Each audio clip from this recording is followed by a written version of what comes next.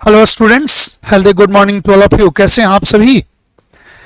चलिए, आज के सेशन में हम लोग वर्ब के ही दायरे में सेशन 23 देख रहे हैं, जिसमें एक न्यू चैप्टर का हम शुरुआत कर रहे हैं जिसका नाम है नरेशन।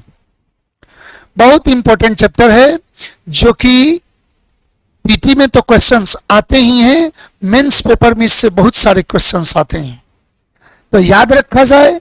नरेशन चैप्टर बहुत महत्वपूर्ण चैप्टर है जिसे हम लोग अभी लीड कर रहे हैं। आज के सेशन में हम इसका इंट्रोडक्शन सेशन दे रहे हैं, जिसका फिर अगला सेशन में आपको ड्रिल्स भी दिखाया जाएगा और रूल्स बताए जाएंगे।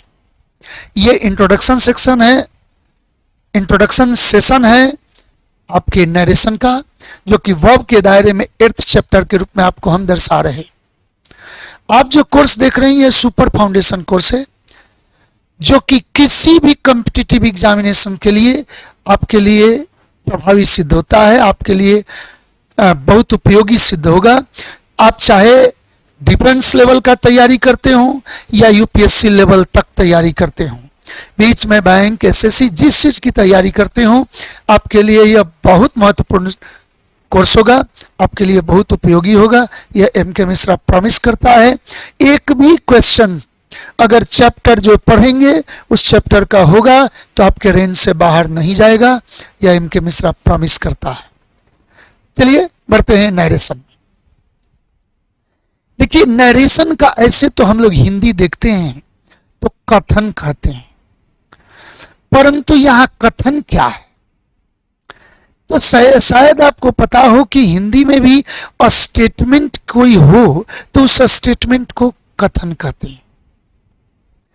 याद रखा जाए कि नरेशन जो होता है, किसी के कही गई बात को, किसी के स्टेटमेंट को अपने माध्यम से प्रस्तुत करने की कला ही नरेशन है। Narration is the commentary of A statement. किसी स्टेटमेंट को, किसी स्टोरी को अपने माध्यम से उस पर कमेंट्री करना, उसको कहने की कला ही नरेशन है।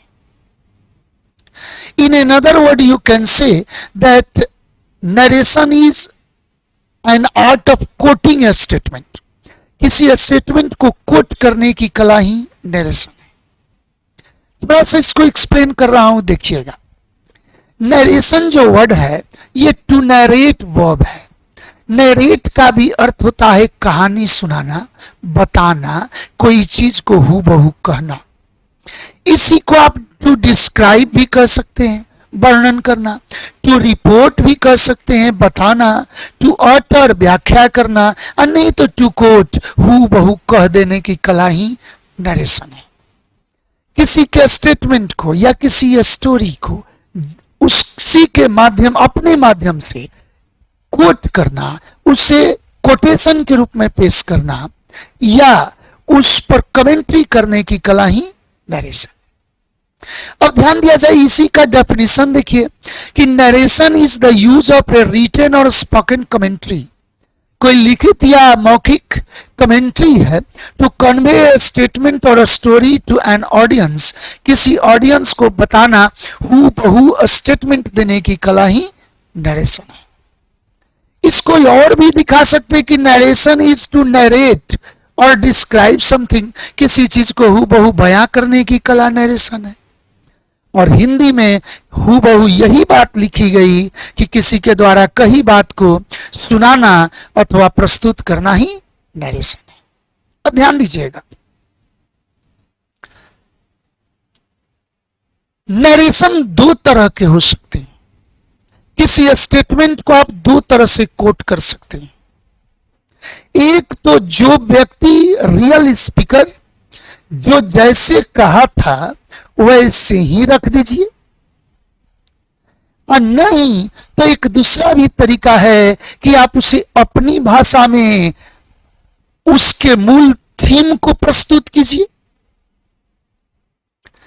जो जैसे कहा था रियल स्पीकर, वैसे ही कह देने की कला को डायरेक्ट नरेशन कहा जाता है, क्योंकि उसको डायरेक्टली उसी भाषा में कह रहे हैं। जबकि उसी स्टेटमेंट को अपने भाषा में उसके मूल थीम को रखने की कला इनडायरेक्ट नरेशन होता। समझने के लिए आसान तरीका आपको बताता हूं, हिंदी में समझिए, आसान हो जाएगा। कबीर कहते हैं कि बड़ा हुआ तो क्या हुआ जैसे पेड़ खजूर, पंथी को छाया नहीं फल लागे अति दूर। कबीर कहते हैं, दोहा के माध्यम से वो कहे थे, ज्यों का त्यों दोहा रख दिया गया, यानी डायरेक्ट कबीर का ही लैंग्वेज रख दिए, इसी को डायरेक्ट नरेशन कहा जाता। जबकि उसे अपनी भाषा में कहें कि कबीर कहते हैं कि खजूर का पेड़ बड़ा होकर क्या किया, कि कोई फायदा नहीं।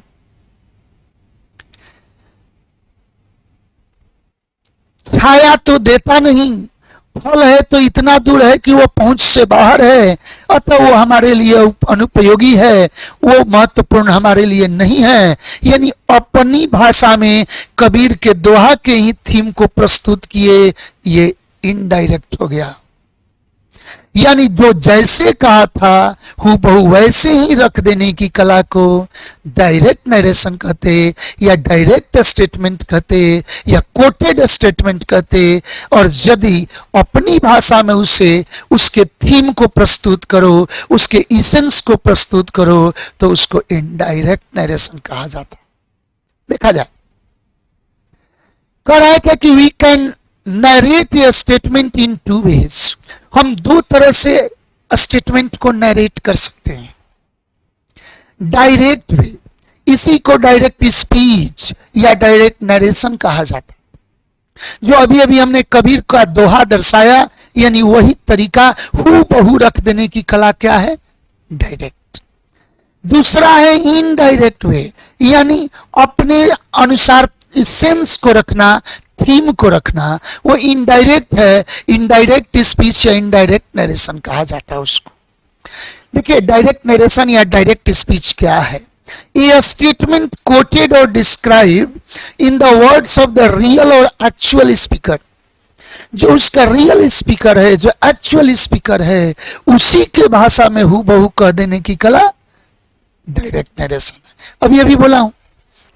अब देखा जाए, इस नरेशन में हम लोग करते क्या है कि जो रियल स्पीकर बोला है, जो स्टेटमेंट दिया है, हूबहू अक्षरशः शब्दशः एक एक वर्ड उसी के भाषा में जो चीज वो कहा था वही कह दिया जाता है, उसको डायरेक्ट नरेशन कहते। वो डायरेक्ट नरेशन के दायरे में आता है। देखा जाए, in this narration we repeat the actual words used by the speaker. Speaker ने जो वर्ड्स यूज किया था, जो थीम बोला था, जिस तरह स्टेटमेंट दिया था, हूबहू वही कह देना डायरेक्ट हो गया। It reports exactly what someone has said. It has to be word for word. जो जैसे कहा वैसे ही कहने की कला डायरेक्ट है। जो कहते हैं एक एक शब्द वैसे ही कह दिया जाता है। किसी वक्ता की कही गई बात को बिना परिवर्तन के उसी के शब्दों में प्रस्तुत करना डायरेक्ट नरेशन है। अब देखा जाए, हमने अभी यहां डायरेक्ट नरेशन में कहा था कि कबीर सेज, बड़ा हुआ तो क्या हुआ जैसे पेड़ खजूर, पंथी को छाया नहीं फल लागे अति दूर। तो जो आप दोहा बोले वो हूबहू कबीर का स्टेटमेंट था, तो वो डायरेक्ट था और वो कमा इन्वर्टेड कमा में दर्शाया जाता है। कभी भी डायरेक्ट नरेशन के स्टेटमेंट को कमा इन्वर्टेड कमा के दायरे में दर्शाते हैं। ध्यान दीजिए, अब उसी आधार पर एक और सेंटेंस अब अपनी भाषा का रखे कि Sita said I am going to play cricket. Sita ने कहा कि मैं क्रिकेट खेलने जा रही हूं।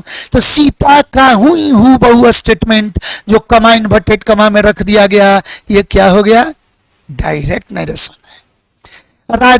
इसका इनडायरेक्ट क्या बन गया, सॉरी, ये भी डायरेक्ट ही है। एक डायरेक्ट का और एग्जांपल देख लीजिए, यह गलती से छप गया है। डायरेक्ट है कि राजेश सेड टू मोहिनी, राजेश ने मोहिनी से कहा we can dance together on the stage. Rajesh ने मोहिनी से कहा कि हम लोग स्टेज पर एक साथ डांस कर सकते हैं। तो राजेश जैसे कहा वैसे ही रख दिया गया। ये क्या है? डायरेक्ट है। ध्यान दें, कुछ पॉइंट्स हैं अभी अभी जो मैं बोला हूं। A direct narration is a quoted statement. Quote किया जाता है, किसी के स्टेटमेंट को हूबहू कह देने की कला डायरेक्ट है। तो डायरेक्ट नरेशन कोटेड स्टेटमेंट हुआ, कोटेशन के रूप में दर्शाया। A direct narration quoted statement is kept inside comma or the inverted comma। यानी जब भी आप कभी डायरेक्ट नरेशन लिखेंगे, जैसा आप देख रहे हैं, तो यहां कमा इन्वर्टेड कमा के दायरे में स्टेटमेंट लिखा गया, तो कहीं भी डायरेक्ट नरेशन कमा इन्वर्टेड कमा के अंदर होता। We find two parts in direct narration। अब डायरेक्ट नरेशन में दो पार्ट निकले। एक पार्ट कमा इन्वर्टेड कमा के अंदर है जो कोटेड स्टेटमेंट है, और एक पार्ट कमा इन्वर्टेड कमा के बाहर है। तो जो पार्ट कमा इन्वर्टेड कमा के बाहर रहता है उसको रिपोर्टिंग वर्ब कहा जाता, और जो कमा इन्वर्टेड कमा के अंदर है ये पार्ट रिपोर्टेड स्पीच कहलाता है। और जो अंदर है उसको क्या कहते हैं? तो ये रिपोर्टिंग जो बाहर है वो रिपोर्टिंग वर्ब है, और जो अंदर है वो रिपोर्टेड स्पीच है। राजेश सेड टू मोहिनी, ये क्या है? तो रिपोर्टिंग वर्ब है, शॉर्ट में हम इसको आर भी कह रहे हैं, और ये रिपोर्टेड स्पीच है अंदर वाला पार्ट, जिसको हम आर एस कहेंगे। रिपोर्टेड स्पीच है जो अंदर है, इसको शॉर्ट में आर एस कहा गया। आगे बढ़ता हूं, कह रहा है कि we find two parts in a direct narration. Direct narration में हमको दो पार्ट्स मिल रहे हैं। ध्यान दें क्या क्या है? तो reporting verb, the part which is outside the inverted कमा।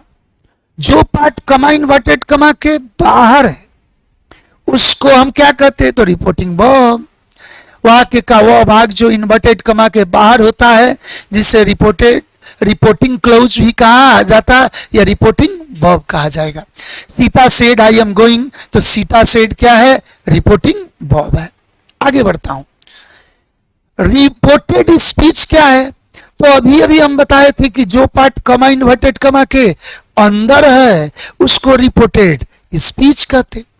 तो the part which is in side the inverted कमा, वह पार्ट जो कमा इन्वर्टेड कमा के अंदर है उसको रिपोर्टेड स्पीच कहते हैं। तो वाक्य का वह भाग जो इन्वर्टेड कमा के अंदर होता जिसे रिपोर्टेड स्पीच या रिपोर्टेड क्लोज कहा जाता। तो सीता सेड, तो यहां आर भी था रिपोर्टिंग वर्ब, लेकिन आई एम गोइंग क्या हो गया? तो रिपोर्टेड स्पीच हो गया, ये आर एस हो गया। ध्यान दिया जाए, नरेशन में, डायरेक्ट नरेशन में अक्सर ऐसा देखा जाता है कि संरचना मिलती है कि रिपोर्टिंग वर्ब को रिपोर्टेड स्पीच फॉलो करता है। यानी पहले रिपोर्टिंग वर्ब लिखा जाता, बाद में रिपोर्टेड स्पीच लिखा जाता। जैसे जनरल सेंस में थीम देखने को मिलता है कि आरबी को आर एस फॉलो करता है। जैसे राम सेड, राम ने कहा, कमा इन्वर्टेड कमा, आई एम गोइंग, मैं जा रहा हूं। तो आरबी को फॉलो कौन किया? आर एस किया। लेकिन जरूरी नहीं है कि ये ऐसा ही स्ट्रक्चर हो। मूलतः ये तीन तरह के स्ट्रक्चर हो सकते हैं। याद रखा जाए कि ये तीन तरह के स्ट्रक्चर हो सकते हैं। पहला तो हो गया कि आरबी को आर एस फॉलो करेगा। दूसरा ये भी हो सकता है कि आर एस पहले हो, आई आर भी बाद में रखा जाए। जैसे I am going to Delhi या आई एम गोइंग पहले ही आर एस हो जाए, कहा जाए कि सी सेड या ही सेड, राम के लिए ही हो गया ही सेड, यानी आर एस हम कहा लगा दिए, सॉरी आर एस हो गया पहले, आई आर बी हो गया बाद में। हाँ, एक चीज और यहां पर ध्यान दीजिएगा, यदि ऐसा स्ट्रक्चर दिखे कि आर एस को आर भी फॉलो करता हो और इसका सब्जेक्ट यदि कोई नाउन रहे, प्रोनाउन नहीं बल्कि क्या रहे? नाउन रहे तो हमेशा स्ट्रक्चर इन्वर्जन होता है, यानी लिखा जाएगा कि आई एम गोइंग इन्वर्टेड कमा में, और उसके बाद है सेड राम। अब राम सेड नहीं कहेंगे, प्रोनाउन रहेगा तो हो जाएगा कि he said, you said, they said, लेकिन यदि नाउन आ जाए तो वहां सेड पहले और राम बाद में, यानी नाउन बाद में इन्वर्जन यूज किया जाता है। जब मैंने कहा कि रिपोर्टेड स्पीच को रिपोर्टिंग वर्ब फॉलो करे और रिपोर्टिंग वर्ब का सब्जेक्ट नाउन रहे तो इन्वर्जन स्ट्रक्चर आता है। तीसरा एक स्ट्रक्चर ये भी दिख सकता है आपको कि आर भी रहे, प्लस में आर एस रहे, अब प्लस फिर आर भी हो जाए। ध्यान दीजिएगा, या सॉरी, पहले आर एस हो जाए प्लस आर भी हो तब फिर आर एस हो जाए, यानी आर भी बीच में भी हो सकता। ध्यान दें, यू विल पास, आप पास हो जाएंगे, इन्वर्टेड कमा है। सेड राम, राम ने कहा, अब फिर इन्वर्टेड कमा है कि इफ यू वर्क हार्ड, यदि आप मेहनत करते हैं तो पास हो जाएंगे। उसी सेंटेंस को तोड़ के दो आर एस में कन्वर्ट कर दिया और आर भी बीच में रख दिया, यानी ऐसा भी स्ट्रक्चर नरेशन में दिखाई दे सकता है। तीन तरह के आपको नरेशन में स्ट्रक्चर डायरेक्ट फॉर्म में दिख सकता है। जनरल नियम में दिखेगा कि आर भी जो है आर एस के द्वारा फॉलो होगा। दूसरा यह भी हो सकता है कि आर एस ही पहले हो जाए, आर भी बाद में हो जाए, यानी आर भी आर एस को फॉलो करे। उस स्थिति में मैं बोला हूं कि यदि आर भी का सब्जेक्ट नाउन रहे तो इन्वर्जन स्ट्रक्चर होगा। तीसरा यह भी हो सकता है कि दो दो आर एस हो, यानी रिपोर्टेड स्पीच हो, उनके बीच में आर भी पुट कर दे। चलिए देखा जाए, यही थीम यहां बताया गया है। In general structure, reporting verb is followed by reported speech. अभी बोला हूं कि आरबी को आरएस फॉलो करता है, reporting verb plus reported speech, but we can arrange them in 3 structures. लेकिन ये 3 स्ट्रक्चर में अरेंज हो सकता है। पहला आया कि reporting verb plus reported speech. Rahul said I have scored well, Rahul ने कहा हमने बढ़िया स्कोर किया है। तो देखिए रिपोर्टिंग वर्ब को फॉलो कौन किया, रिपोर्टेड स्पीच। दूसरा यह भी हो सकता है कि रिपोर्टेड स्पीच को रिपोर्टिंग वर्ब फॉलो करे। ध्यान दे, reported speech plus reporting verb. You will see me tomorrow, आप मुझसे कल मिल पाएंगे। सी सेड टू राम, उसने राम से कहा, यानी आर एस पहले हो गया, आर भी बाद में। अब देखा जाए, ध्यान रहे कि यदि उपरोक्त स्ट्रक्चर में रिपोर्टिंग वर्ब का सब्जेक्ट कोई नाउन हो तो उसे वर्ब प्लस सब्जेक्ट फॉर्म में लिखा जाता है, यानी इन्वर्जन स्ट्रक्चर हो गया। इन्वर्जन आप जानते हैं कि सब्जेक्ट के पहले वर्ब रखने की कला इन्वर्जन है। I have bought a new car, says Rahul. यहां राहुल सेज नहीं हो सकता क्योंकि राहुल नाउन है, अतः इन्वर्जन होना चाहिए सेज राहुल। नेक्स्ट बात करते, तीसरा आपके पास स्ट्रक्चर क्या आया कि reported speech, reporting verb, reported speech, यानी दो रिपोर्टेड स्पीच के बीच में रिपोर्टिंग वर्ब रख दिया जाए। यू विल गेट सक्सेस, आप सफलता पाएंगे। My teacher said to me, मेरे टीचर ने मुझसे कहा। इफ, यहां भी इन्वर्टेड है, if you will work hard, यदि आप मेहनत करेंगे। तो ऐसी स्थिति में बात क्या बना कि दो रिपोर्टेड स्पीच के बीच में हम लगा दिए रिपोर्टिंग वर्ब। यानी 3 तरह के स्ट्रक्चर डायरेक्ट नरेशन में दिखाई दे सकते। अब चलते हैं इनडायरेक्ट नरेशन। जैसा कि आपको पता है कि किसी की कही गई बात को उसके इसेंस के साथ अपनी भाषा में प्रस्तुत करना इनडायरेक्ट नरेशन है। देखा जाए, इनडायरेक्ट नरेशन है या indirect speech. A statement reported in our own words, अपनी भाषा में प्रस्तुत करने की कला ही, रिपोर्ट करने की कला ही इनडायरेक्ट नरेशन है। विद द इसेंस और substance of the words use by the actual speaker, जो एक्चुअल स्पीकर है उसी का थीम अपनी भाषा में कहने की कला इनडायरेक्ट हुआ।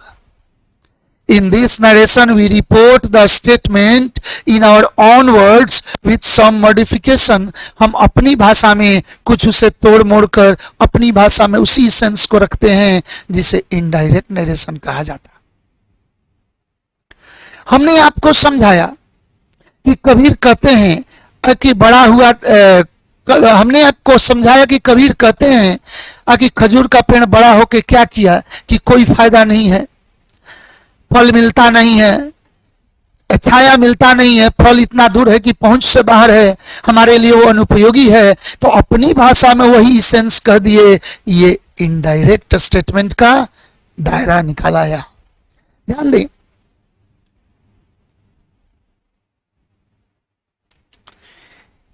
कह रहा है कि it has not to be word for word what the actual speaker has said. यह हूबहू ऐसा नहीं हुआ जो एक्चुअल स्पीकर कहा था, क्योंकि इसमें हम अपनी भाषा पुट किए। किसी वक्ता की कही गई बात को उसके मूल भावना के साथ हमारे अपने शब्दों में प्रस्तुत करना ही इनडायरेक्ट नरेशन है। अब देखिए, राजेश सेड, पहले आप देखे थे तो उस स्थिति में कहा गया था इनवर्टेड कमा के दायरे में स्टेटमेंट, जो हूबहू भाषा दर्शाता था। लेकिन इनडायरेक्ट नरेशन में इन्वर्टेड कमा का प्रयोग नहीं होता, क्योंकि वो कोटेड स्टेटमेंट नहीं होता। कोटेशन को ना इन्वर्टेड कमा में रखोगे, अपनी भाषा में रखोगे तो उसे कनेक्टर से, क्लाउज से, यानी कंजंक्शन से जोड़कर एक्सप्लेन किया जाएगा। तो देखिए, दैट से जोड़कर बताया गया है। तो ये क्या हो गया कि Rajesh said that he had solve the question, अपनी भाषा में कहा, राजेश ने कहा कि वो क्वेश्चन बना दिया था। शी आस्क्ड मी, फिर इफ से कनेक्ट करके दर्शाया गया तो आई हैड सीन द ताज, जब कनेक्ट करके दर्शाया जाए बिना इन्वर्टेड कमा का तो वो इनडायरेक्ट स्टेटमेंट माना जाएगा। इसके तहत कुछ पॉइंट्स देखा जाए। An indirect narration is A reported clause. Indirect narration जो है वो रिपोर्टेड क्लॉज है, जबकि उसमें कोटेड स्टेटमेंट था डायरेक्ट में। We do not use inverted comma in this statement. इस स्टेटमेंट में इन्वर्टेड कमा का प्रयोग नहीं होता। In this statement, the reported clause is used in assertive form. यहाँ जो आप कनेक्टर रखते हैं कंजंक्शन के बाद वाला जो स्टेटमेंट है, यानी रिपोर्टेड क्लॉज हमेशा असर्टिव फॉर्म में होना चाहिए, यानी subject plus verb, subject plus verb, जिसके साथ फुल स्टॉप का प्रयोग होना चाहिए। डायरेक्ट नरेशन में इंट्रोगेटिव हो सकता है, एक्सक्लेमेटरी हो सकता, बहुत कुछ हो सकता, लेकिन इनडायरेक्ट में जो आप कनेक्टर के साथ जोड़कर स्टेटमेंट दे रहे हैं वो स्टेटमेंट हमेशा असर्टिव होना चाहिए और फुल स्टॉप यूज होना चाहिए। The statement of indirect narration gets ending with full stop, अभी चर्चा किए। अब देखिएगा, अब यहां से कुछ बेसिक चीजें बता रहे हैं कि how to change direct into indirect. पहले तो ये क्लियर हो गया कि डायरेक्ट कौन है, इनडायरेक्ट कौन है। अब है कि डायरेक्ट को इनडायरेक्ट में बदलने की कला ध्यान दें। डायरेक्ट को इनडायरेक्ट में बदलने का कला जानने से पहले एक चीज और जान लें कि जब भी कभी आपका डायरेक्ट नरेशन होगा तो आर भी रहेगा प्लस आर एस रहेगा, या जो भी थीम रहेगा। तो इस आर एस में आपके 5 तरह के सेंटेंस हो सकते हैं। डायरेक्ट को इनडायरेक्ट में बदलोगे तो डायरेक्ट नरेशन का जो आर एस होगा, रिपोर्टेड स्पीच, उसमें 5 तरह के सेंटेंस हो सकते हैं। पहला हो सकता है असर्टिव सेंटेंस या डिक्लेरेटिव सेंटेंस, अफर्मेटिव कह सकते हैं उसको। पहला जो होता है वो डिक्लेरेशन वाला सेंटेंस असर्टिव हो सकता, दूसरा आरएस में कौन हो सकता, तो इंट्रोगेटिव हो सकता, 5 तरह का बोला हूं। तीसरा इंपरेटिव स्ट्रक्चर, ये तो इंट्रोगेटिव प्रश्न हो सकता है, चाहे WH से हो या एक्सिलरी वर्ब से हो, क्वेश्चन हो सकता है। तीसरा इंपरेटिव सेंटेंस हो सकता है, जिसमें order, advice, request, prohibition, command दर्शा सकते हैं। तीसरा ऑप्टेटिव सेंटेंस हो सकता है, जो ब्लेस, कर्स, विश, प्रे आदि को दर्शाता है। और पांचवा और अंतिम एक्सक्लेमेटरी सेंटेंस होता है, जो सरप्राइज को दर्शा सकता है, या तो WH से, सच से, या हुर्रा, वाव, अल्लाह, एक्सक्लेमेटरी वर्ड से। यानी 5 तरह के स्टेटमेंट, 5 तरह के सेंटेंस आपको RS के दायरे में दिख सकते हैं। अब पांचों तरह को चेंज करने के लिए अलग अलग नियम पढ़ने हैं। हम केवल अभी इतना ही बताए कि डायरेक्ट नरेशन के रिपोर्टेड स्पीच में RS में आपको assertive sentence, interrogative sentence, imperative sentence, optative sentence और एक्सक्लेमेटरी सेंटेंस, 5 तरह के सेंटेंस दिखाई दे सकते हैं। और वो पढ़ते हैं कि डायरेक्ट को इनडायरेक्ट में कैसे चेंज किया जाए। देखा जाए, किसी डायरेक्ट नरेशन को इनडायरेक्ट में बदलने के लिए ज्यादा से ज्यादा 4 परिवर्तन किया जाता। ध्यान दें, राम सेड टू सीता, राम ने सीता से कहा आई हेल्प यू, मैं आपका मदद करता हूं। ध्यान दें, यह हमारा डायरेक्ट नरेशन है। जब इसको इनडायरेक्ट में हम बदलें तो ज्यादा से ज्यादा हमको 4 परिवर्तन करने पड़ेंगे। किसी भी डायरेक्ट नरेशन को इनडायरेक्ट में बदलने के लिए आप ज्यादा से ज्यादा 4 तरह का परिवर्तन कर सकते हैं। घटकर 3 हो सकता है, 2 हो सकता है, 1 हो सकता है, लेकिन 5 नहीं हो सकता। यानी 5वां परिवर्तन कुछ नहीं है। केवल आप 4 परिवर्तन सीख लीजिए और कोई भी नरेशन आसानी से इनडायरेक्ट में कन्वर्ट कर लीजिए। 4 परिवर्तन आपको सीखना है और आसानी से डायरेक्ट को इनडायरेक्ट में बदल देना है। कोई भी डायरेक्ट इनडायरेक्ट हो जाएगा, बशर्ते कितना परिवर्तन चाहिए, 4। पहले परिवर्तन को प्रोनाउन चेंज कहते हैं, चेंज इन प्रोनाउन। याद रखा जाए कि दूसरे परिवर्तन को वर्ब या टेंस चेंज कहा जाता, यानी चेंज इन वर्ब। तीसरे परिवर्तन को एडवर्ब चेंज या डिटरमिनर चेंज कहा जाता, यानी change in some adverbs and determiner. और चौथा और अंतिम है कंजंक्शन, यूज ऑफ कंजंक्शन। यही 4 आपको परिवर्तन करना है। प्रोनाउन चेंज, वर्ब या टेंस चेंज, एडवर्ब चेंज और use of conjunction. Pronoun change, verb या टेंस चेंज, एडवर्ब चेंज और यूज ऑफ कंजंक्शन। याद रखा जाए कि ये चारों का चारों परिवर्तन रिपोर्टेड स्पीच में ही किया जाता है, बशर्ते आधार बनाते हुए रिपोर्टिंग वर्ब को। चेंज होगा रिपोर्टिंग वर्ब में, यानी एक्टिंग करेगा ये, लेकिन डायरेक्शन होगा किसका, डायरेक्शन होगा रिपोर्टिंग वर्ब का। तो रिपोर्टिंग वर्ब के डायरेक्शन के अनुसार ये 4 परिवर्तन किया जाता रिपोर्टेड स्पीच में। प्रोनाउन चेंज करेंगे रिपोर्टेड स्पीच का, वर्ब चेंज करेंगे रिपोर्टेड स्पीच का, एडवर्ब चेंज करेंगे रिपोर्टेड स्पीच का। कमा इन्वर्टेड कमा किसमें है, तो रिपोर्टेड स्पीच में है, तो उसको हटाने के लिए कंजंक्शन यूज करेंगे। तो ये चारों परिवर्तन किया जाएगा रिपोर्टेड स्पीच में, बशर्ते कि डायरेक्शन किसका होगा, रिपोर्टिंग वर्ब का। अब चारों परिवर्तन के बारे में ध्यान दें। अब देखिएगा, इस परिवर्तन में भी कुछ गेम है।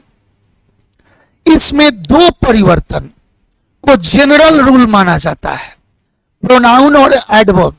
जो लगभग लगभग हर तरह के सेंटेंस पर लागू होता है। लगभग बोला है, कुछ अपवादित भी है।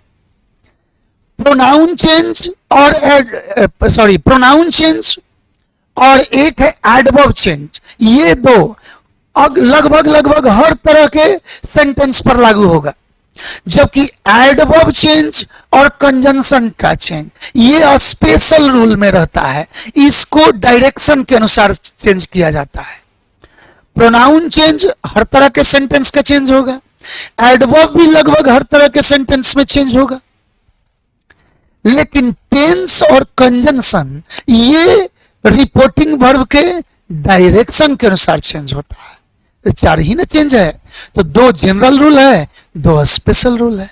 आगे बढ़ता हूं, देखिएगा प्रोनाउन चेंज करने का रूल क्या है, थोड़ा सा विचार कीजिए। पहला है we can divide the 4 changes into 2 rules. दो तरह के रूल में हम इन चार को बदल सकते हैं। पहला है जनरल रूल, तो जनरल रूल के दायरे में, फिर स्पेशल रूल के दायरे में। तो मैंने बोला था कि जनरल रूल में दो है, प्रोनाउन चेंज और एडवर्ब चेंज, ये जनरल रूल है। और टेंस भी दो, ये स्पेशल रूल भी दो है, टेंस या वर्ब चेंज और कंजंक्शन चेंज, ये जो है स्पेशल रूल है। जनरल रूल है these are the rules which are applicable with almost all kinds of sentences, change in pronoun and change in adverbs। अब देखिए प्रोनाउन चेंज का रूल क्या है, थोड़ा सा यहां बारीकी है, ध्यान देने की जरूरत है।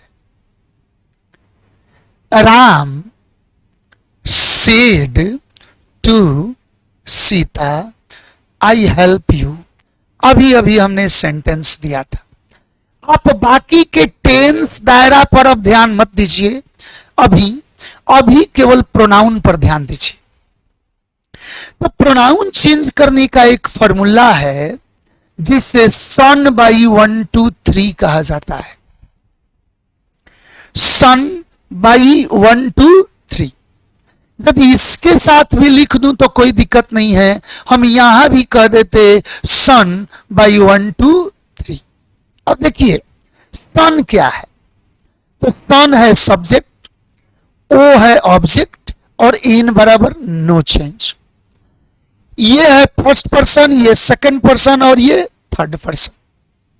अब ध्यान दीजिएगा, यदि आपका सन अगर कहिएगा तो इसको में सन मान लीजिए और इसमें 1 2 3 मान लीजिए। तो चेंज कहां करना है, तो रिपोर्टेड स्पीच में। तो इसका फर्स्ट पर्सन चाहे सब्जेक्ट में हो, ऑब्जेक्ट में हो या पोसेसिव में हो, रिपोर्टेड स्पीच में फर्स्ट पर्सन, इसका फर्स्ट पर्सन इसके सब्जेक्ट के अनुसार अब चेंज होगा।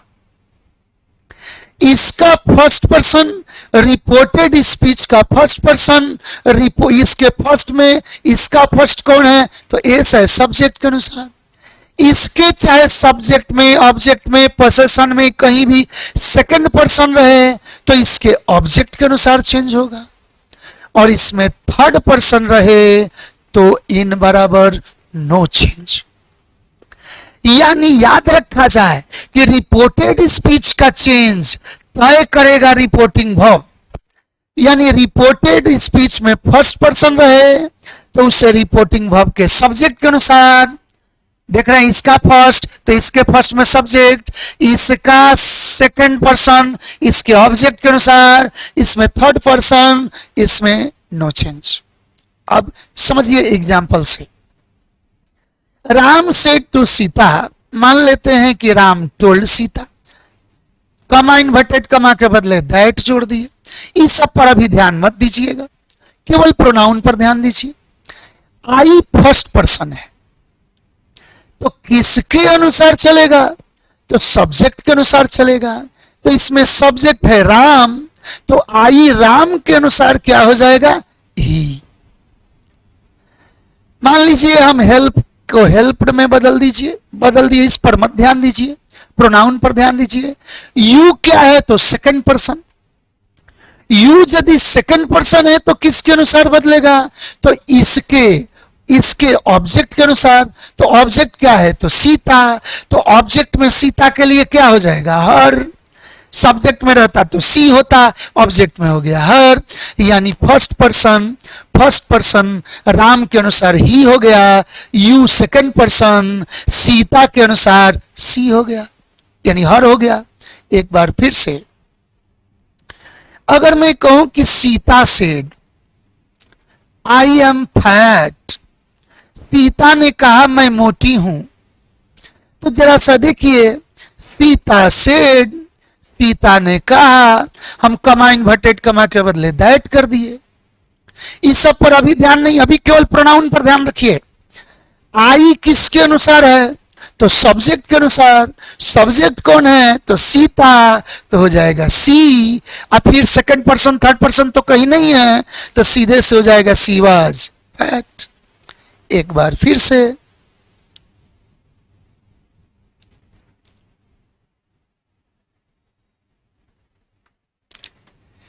Sita said to Mohan, Sita said to Mohan you can help me, आप मुझे मदद कर सकते हैं। तो जरा सा सोचिए, ये तो आ गया कि Sita told Mohan that, you कौन सा है, तो सेकंड पर्सन। सेकंड पर्सन किसके अनुसार, तो सब्जेक्ट के अनुसार।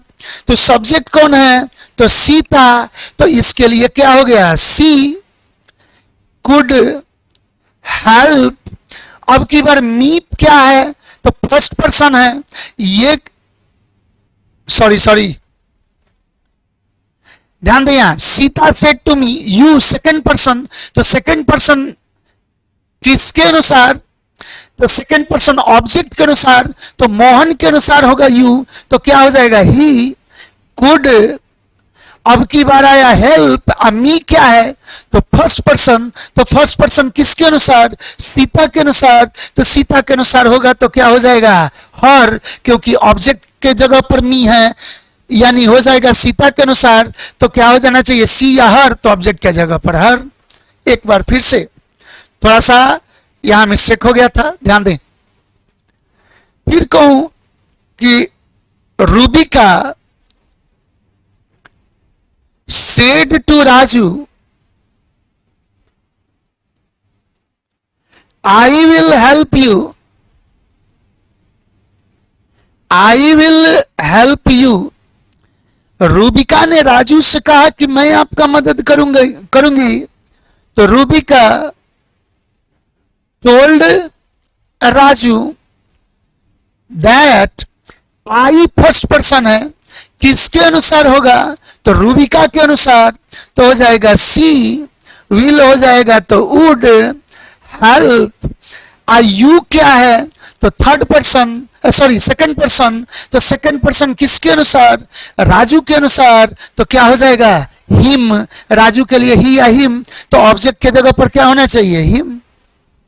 एक बार फिर से,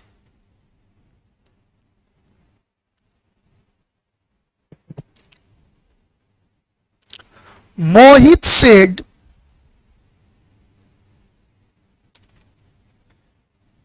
to Radha you have helped me। अब देखा जाए तो Mohit told Radha that, you किसके अनुसार, सेकंड पर्सन है, तो राधा ऑब्जेक्ट के अनुसार, तो राधा के लिए क्या हो जाएगा सी हैड हेल्प्ड। अच्छा, मी फर्स्ट पर्सन है, फर्स्ट पर्सन किसके अनुसार, तो मोहित सब्जेक्ट के अनुसार, तो क्या हो जाएगा हिम होना चाहिए। आशा है कि आपको क्लियर हो गया होगा। फर्स्ट पर्सन, रिपोर्टेड स्पीच का फर्स्ट पर्सन, रिपोर्टिंग वर्ब के सब्जेक्ट के अनुसार, रिपोर्टेड स्पीच का सेकंड पर्सन, रिपोर्टिंग वर्ब के ऑब्जेक्ट के अनुसार। और भी बात बताता हूं, ध्यान दें। थोड़ा थर्ड पर्सन का भी देख लिया जाए। सीता सेड, कमा इन्वर्टेड कमा, राजीव इज अ डांसर। तो देखा जाए कि सीता सेड, सीता ने कहा, कमा इन्वर्टेड कमा के बदले दैट, राजीव क्या है, तो राजीव थर्ड पर्सन है, नाउन है, तो थर्ड पर्सन को कोई चेंज नहीं किया जाएगा, ज्यों का त्यों रख देंगे कि Rajiv was a dancer. Dancer भी थर्ड पर्सन है, तो कोई चेंज की जरूरत नहीं है। थर्ड पर्सन बराबर नो चेंज। प्रोनाउन भी थर्ड पर्सन रहे। Sita said he is my friend, he is my friend. Sita ने कहा कि वो मेरा दोस्त है, तो सीता सेड दैट, अब ही क्या है, तो थर्ड पर्सन है, प्रोनाउन है, और थर्ड पर्सन का चेंज नहीं होता, तो क्या होना चाहिए, दैट ही इज, तो वाज हो गया। हाँ, माई क्या है, तो फर्स्ट पर्सन है, यहां देखिए माई फर्स्ट पर्सन का पोसेसिव है, तो फर्स्ट पर्सन सीता के अनुसार तो क्या हो जाएगा, पोसेसिव में हर हो जाएगा, तो हर फ्रेंड होना चाहिए। फर्स्ट पर्सन सब्जेक्ट के अनुसार, सेकंड पर्सन ऑब्जेक्ट के अनुसार, थर्ड पर्सन नो चेंज। एक बात और आपको बता दूं कि यदि ऐसा लिखा रहे कि Sita said you are honest, आप ईमानदार हैं, तो सीता सेड कमा इन्वर्टेड कमा के बदले दैट कर दिए। अब यू क्या है, तो सेकंड पर्सन है, और यू सेकंड पर्सन है, किसके अनुसार चेंज होगा, तो इसके ऑब्जेक्ट के अनुसार चेंज होगा, और ऑब्जेक्ट है ही नहीं। यदि ऑब्जेक्ट रहता तब तो ऑब्जेक्ट के अनुसार चेंज करते, और यदि ऑब्जेक्ट न रहे तो उसे अपने मन से ही, सी, आई, वी में स्थिति अनुसार बदला जा सकता है। ध्यान दें, तो बनेगा कि Sita said that he was honest. ऐसी स्थिति में यू को अपने मन से आई, वी, ही, सी में बदला जाता है। कब, जब ऑब्जेक्ट न रहेगा तब। अब आगे बढ़ता हूं, ध्यान दें। Change in pronouns, son by 1, 2, 3. In this condition, we change the pronouns in reported speech according to the person, gender, number of the reporting verb. ध्यान दें, रिपोर्टिंग वर्ब के सब्जेक्ट ऑब्जेक्ट के पर्सन, जेंडर, नंबर के आधार पर change करते हैं। First person I, we, my, mine, our, ours, me, us in reported speech gets changed according to the subject of the reporting verb. Sita said, I am doing my duty. Sita ने कहा कि मैं अपना duty कर रही हूं, तो Sita said that I first person, Sita के अनुसार सी हो गया।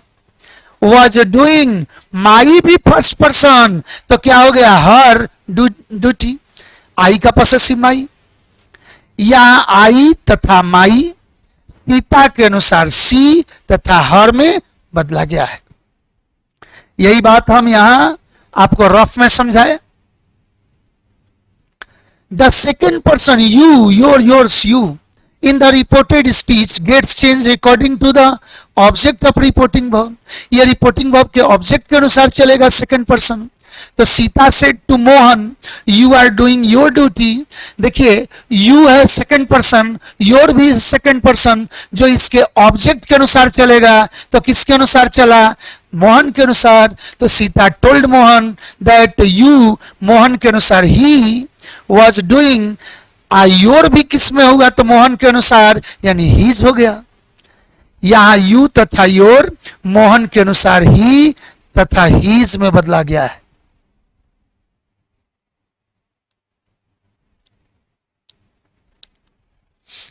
ध्यान रहे कि यदि रिपोर्टेड स्पीच में सेकंड यू, योर, यू का प्रयोग रहे तथा उसके रिपोर्टिंग वर्ब में ऑब्जेक्ट की उपस्थिति न हो तो उसे स्थिति अनुसार फर्स्ट तथा थर्ड पर्सन में बदला जाता है। मैं अभी अभी बोला हूं कि ही, सी, आई, वी में बदला जा सकता है।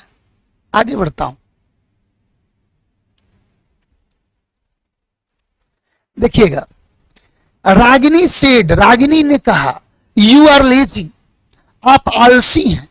अब बताया जाए कि यू सेकंड पर्सन तो है लेकिन ऑब्जेक्ट है तो नहीं है, जबकि चेंज ऑब्जेक्ट के अनुसार होता है तो इसे अपने मन से आई, ही में बदला जा सकता है। तो Ragini said that I was lazy, Ragini said that he was lazy.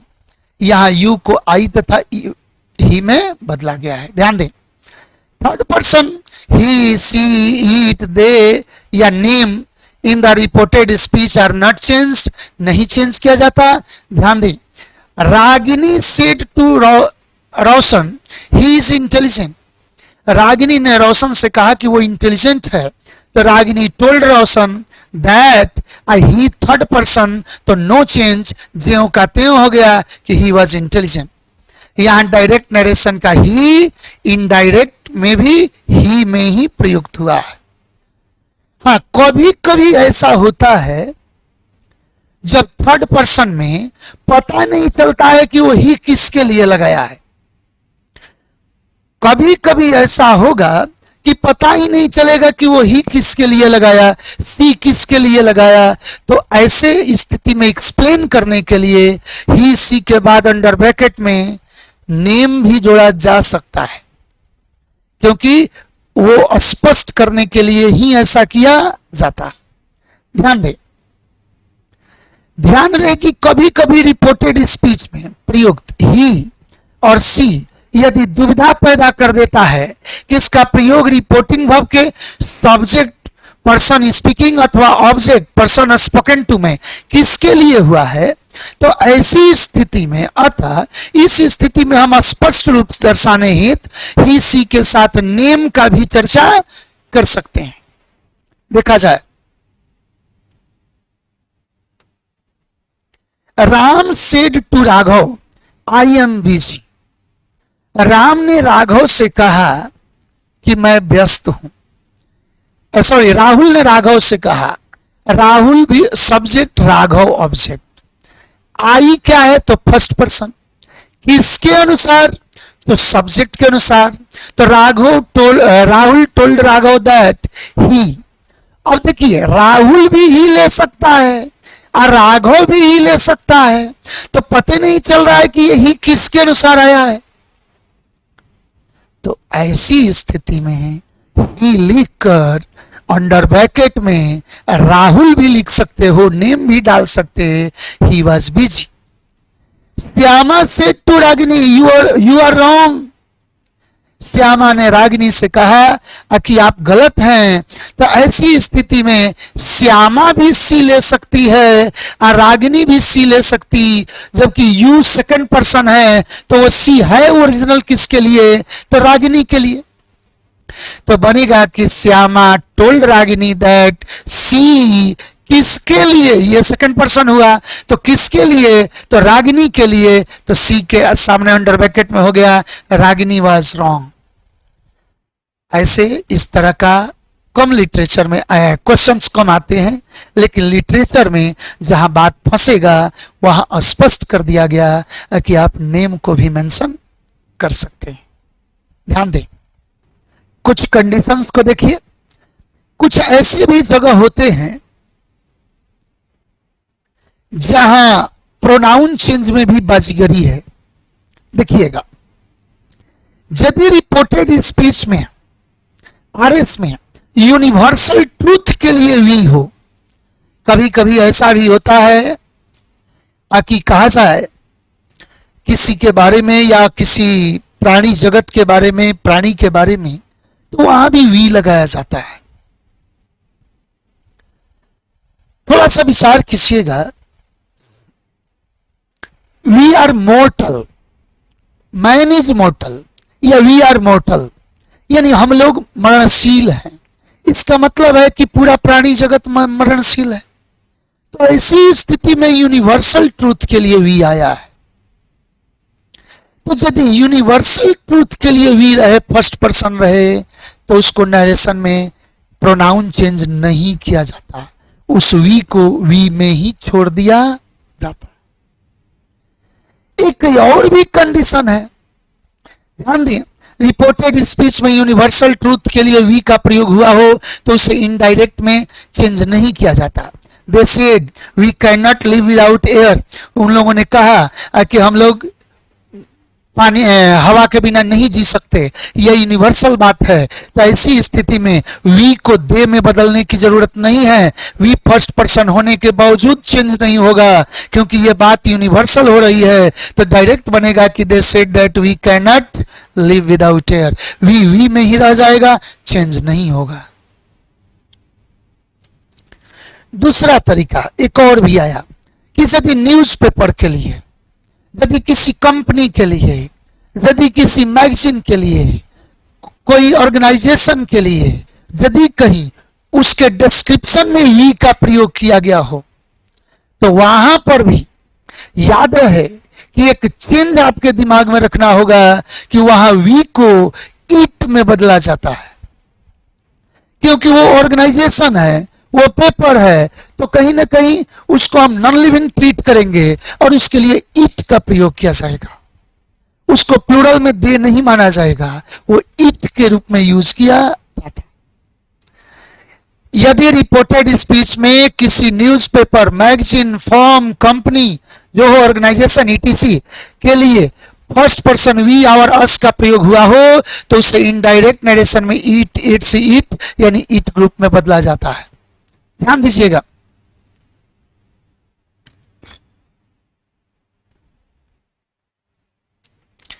अब कह रहा है क्या कि इनडायरेक्ट नरेशन में the Times of India says, Times of India कहता है that it makes good circulation to reach its readers.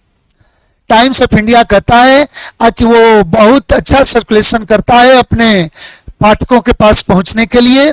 तो याद रखा जाए कि टाइम्स ऑफ इंडिया यदि है, इसके लिए यदि वी का प्रयोग हुआ हो, सॉरी इससे पहले डायरेक्ट देख लीजिए इसका, कह रहा है कि the Times of India says we, Times of India अपने लिए वी यूज किया, make a good circulation to reach our readers, हम अपने पाठकों तक पहुंचने के लिए अच्छा सर्कुलेशन करते हैं, यानी अपना न्यूज़पेपर का अच्छा प्रसारण करते हैं।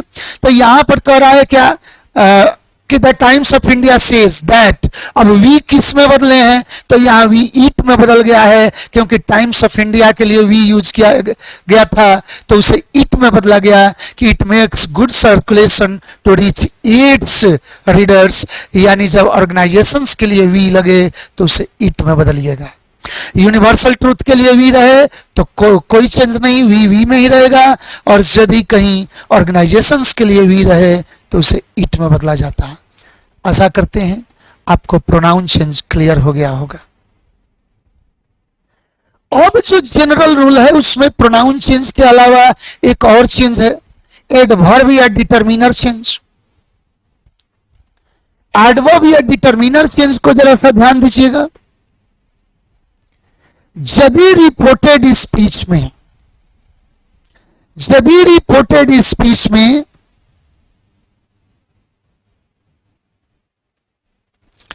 दिस लगा रहे या दीज लगा रहे तो उसे दैट या दोज में बदला जाता।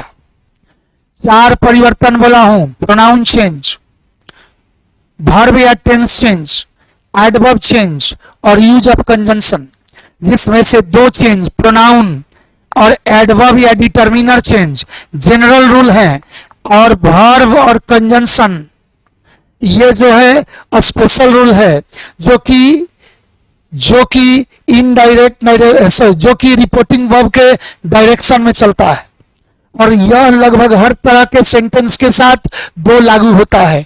कौन कौन? तो प्रोनाउन और एडवर्ब और डिटरमिनर चेंज, तो प्रोनाउन चेंज पढ़ लिए और एडवर्ब और डिटरमिनर चेंज देखिए। और जो स्पेशल दोनों रूल है वो यूज के साथ चलेंगे आगे, ध्यान दें।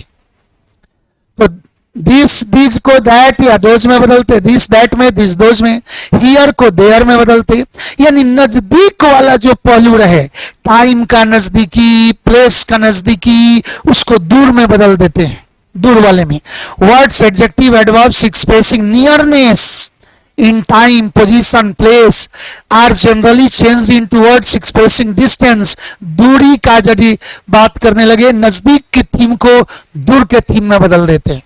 तो दिस नजदीक का बात करता है, उसे दैट में बदल देते दूर के लिए, दीज दोज में, हियर यहां नजदीक, देयर वहां दूर, नाउ टाइम का नजदीकी, तो उसे देन दूर में कर देते हैं। उसी तरह tonight, sir today tonight, तो that day that night. Tomorrow को नेक्स्ट डे में भी बदलते हैं, the following day, the day after. The next day को किस में बदलते हैं, तो द फॉलोइंग डे या the day after. The next week, the following week. Yesterday को द प्रीवियस डे या द डे बिफोर भी में भी बदला जाता।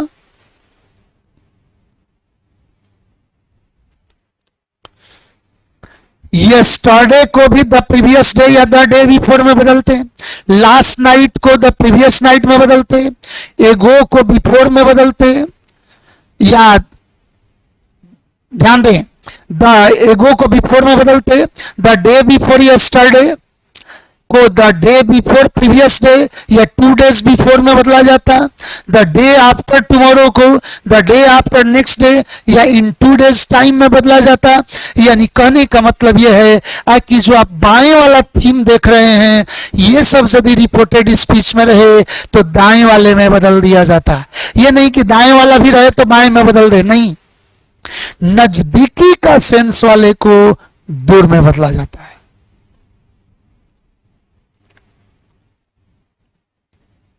और देखा जाए, इधर को इधर में बदलते, इधर यहां, इधर वहां, hence, dense, henceforth, thenceforth, thus, so, just, then, yet, till then, यानी जो भी लेफ्ट साइडेड पैटर्न देखे ये सब राइट साइडेड पैटर्न में बदल जाता। तो दो चीज आप देखे, प्रोनाउन का रूल देखे और एडवर्ब और डिटरमिनर चेंज का लिस्ट देखे। एक दो को छोटी छोटी बात है इसी से रिलेटेड और देख ले। If this, here, now, etc. refer to some object, place or time that is present to the speaker during the delivery of the speech, then no change of adjective or adverb is made in the reported speech। करे कि यदि now, here, this नजदीक वाला sense यदि subject की presence की बात करें, जिस वक्त स्टेटमेंट दिया जाता उस वक्त का ये बात करने लगे तो इसका चेंज नहीं किया जाता। देखिएगा, ध्यान रहे कि यदि उपरोक्त एडजेक्टिव तथा एडवर्ब के प्रयोग से ज्ञात हो कि कोई वस्तु वक्ता के सामने अथवा साथ में मौजूद है, अथवा समय और स्थान वक्ता की उपस्थिति से जुड़ा हो, तो उसके adjective adverb denoting nearness, adjective adverb denoting distance में नहीं बदला जाता।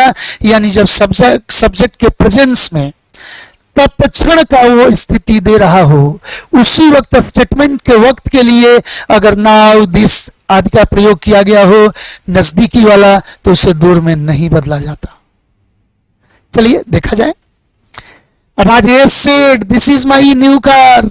राजेश ने कहा ये मेरी नई कार। वो अपने सामने मौजूदगी दर्शा रहा, तो दिस दैट में नहीं बदलेगा। Rajesh said that this was his new car. यहां दिस दैट में परिवर्तित नहीं हुआ है क्योंकि यहां सामने से प्रस्तुति है।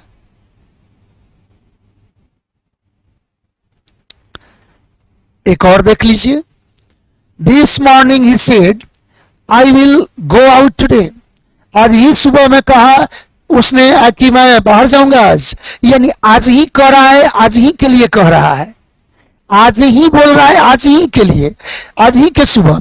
तो ऐसी स्थिति में वो तुरंत यानी तत्क्षण बाप कह रहा है, प्रेजेंट में दिखा रहा है अपने स्टेटमेंट को। तो this morning he said that he would go out today, यानी टुडे वहां चेंज नहीं होगा। अब देखा जाए स्पेशल रूल्स में क्या क्या है। जनरल रूल में प्रोनाउन चेंज किए और एडवर्ब और डिटरमिनर चेंज किए। अब आपका 2 रूल और बच रहा है, 4 ही परिवर्तन था। तो एक है वर्ब या टेंस चेंज, अब तीसरा है कंजंक्शन। तो ध्यान रखा जाए, कह रहा है कि चेंज इन टेंसेस, और स्पेशल रूल में आता है चेंज इन टेंसेस और use of conjunction instead of कमा इन्वर्टेड कमा। ये 2 स्पेशल रूल है। ये जो दोनों रूल हैं हम आपको एक्सरसाइज के साथ बताते चलेंगे कि रूल भी चलेगा साथ में और उसका एक्सरसाइज भी चलेगा। देखा जाए, इस टॉपिक को यहां दिखाया गया है कि ध्यान रहे कि डायरेक्ट नरेशन को इनडायरेक्ट में बदलते वक्त रिपोर्टेड स्पीच का टेंस परिवर्तन डायरेक्ट नरेशन के रिपोर्टिंग वर्ब के टेंस पर निर्भर करता है। हमने कहा था कि रिपोर्टिंग वर्ब के डायरेक्शन में रिपोर्टेड स्पीच के परिवर्तन होते हैं। तो ये दोनों जो परिवर्तन है टेंस और कंजंक्शन, उस पर निर्भर करता है, रिपोर्टिंग वर्ब पर। अतः आगे इसे अलग अलग टेंस फॉर्म के साथ एक्सरसाइज के माध्यम से प्रस्तुत किया गया है। ध्यान देंगे, आगे इसका चर्चा करेंगे, एक्सरसाइज में बताएंगे। और फिर आगे कह रहा है कि किसी इनडायरेक्ट फॉर्म में इन्वर्टेड कमा के बदले आने वाले कंजंक्शन डायरेक्ट नरेशन के रिपोर्टेड स्पीच के सेंस एक्सप्रेशन पर निर्भर करता है, जो आगे एक्सरसाइज में दर्शाया गया है। यानी ये सब हम दोनों पॉइंट एक्सरसाइज के माध्यम से क्लियर करेंगे ताकि आपका क्वेश्चन भी बनता चला जाए और टॉपिक भी आसानी से समझ में आ जाए। प्राय किसी डायरेक्ट नरेशन के इनडायरेक्ट फॉर्म में बदलते वक्त इन्वर्टेड कमा के बदले दैट कंजंक्शन का प्रयोग किया जाता है। मूलतः तो दैट यूज करते हैं, लेकिन आगे और तरह का भी परिवर्तन है जो आपका हम चर्चा आगे करेंगे। ये रहा इंट्रोडक्शन सेक्शन ऑफ नरेशन। हमने आपके इंट्रोडक्शन में बोला direct narration, indirect narration. Direct narration हूबहू दिया गया स्टेटमेंट है रियल स्पीकर का। इनडायरेक्ट नरेशन इसेंस को अपने भाषा में रखने का स्टेटमेंट है। डायरेक्ट नरेशन के 2 पार्ट हैं, reporting verb, reported speech. Reported speech को कमा इन्वर्टेड कमा के दायरे में रखते हैं और जो कमा इन्वर्टेड कमा से बाहर है वो रिपोर्टिंग वर्ब कहा जाता है। जबकि इनडायरेक्ट नरेशन में कमा इन्वर्टेड कमा नहीं यूज होता है, अतः उसमें 2 क्लॉज बनते हैं। अतः रिपोर्टिंग क्लॉज और रिपोर्टेड क्लॉज 2 क्लॉज होते हैं। ये किसी न किसी कंजंक्शन से कनेक्ट होकर इस फॉर्म तैयार किया जाता, जो अफर्मेटिव स्ट्रक्चर में रखा जाता है। डायरेक्ट को इनडायरेक्ट में बदलने के लिए हमें रिपोर्टेड स्पीच में डायरेक्ट नरेशन के 5 तरह के सेंटेंस मिल सकते हैं, असर्टिव, इंट्रोगेटिव, इंपरेटिव, ऑपरेटिव और एक्सक्लेमेटरी। डायरेक्ट से इनडायरेक्ट में बदलने के लिए 4 परिवर्तन होते हैं, प्रोनाउन चेंज, वर्ब या टेंस चेंज, एडवर्ब चेंज और यूज ऑफ कंजंक्शन। जिसमें प्रोनाउन चेंज और एडवर्ब चेंज, एडवर्ब और डिटरमिनर चेंज ये जनरल रूल होते हैं, लगभग हर तरह के सेंटेंस पर लागू होते हैं। जबकि टेंस या वर्ब चेंज और कंजंक्शन कमा इन्वर्टेड कमा के बदले मूलतः दैट यूज करते हैं, लेकिन और भी कंजंक्शन आते हैं। यानी टेंस और कंजंक्शन या स्पेशल रूल में आते हैं, जो अलग अलग सेंटेंस के साथ अलग अलग तरीके से प्रस्तुत होते हैं। ये एक्सरसाइज के माध्यम से आपको प्रस्तुत किया जाएगा। नेक्स्ट सेशन में आप जो कोर्स देख रहे हैं ये सुपर फाउंडेशन कोर्स है, जिसके तहत जो भी कुछ पढ़िएगा अल्टीमेट पढ़िएगा। एग्जाम का कोई भी ऐसा पॉइंट नहीं होगा जो आपका क्वेश्चन में होगा और आपके टॉपिक से वो रिलेटेड होगा और आपके टॉपिक में ना होगा। जी नहीं, अल्टीमेट सेशन आप देख रहे हैं। That is called super foundation course. मिलते हैं नेक्स्ट वीडियो में। अब आगे एक्सरसाइज भी होंगे, रूल्स भी होंगे, पूरी तरह से नरेशन फुल प्लेस में होगा। Keep watching, keep learning, keep enjoying, be bold for the examinations. Thank you.